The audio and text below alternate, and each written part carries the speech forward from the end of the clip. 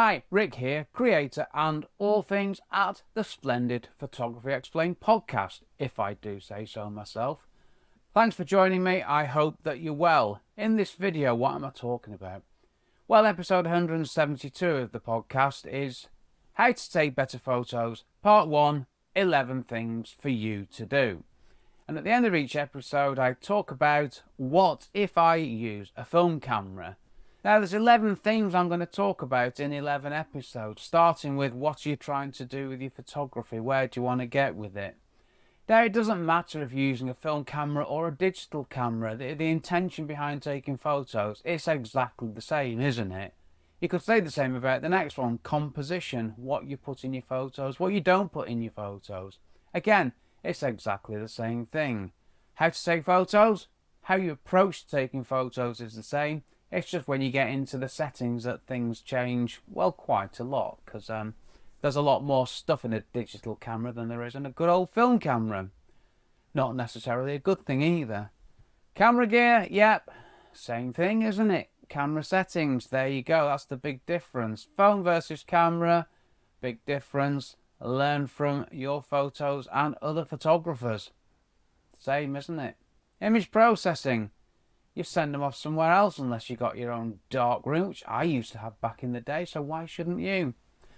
How to save time. It's the same thing that I'll tell you. Get out and take photos. Number 10, the same thing. Become excellent at one photography thing. It's the same thing. So the point of this video is this. If you take photos with a film camera or a digital camera, there's a massive amount of stuff that is exactly the same. And I'll go one further than that.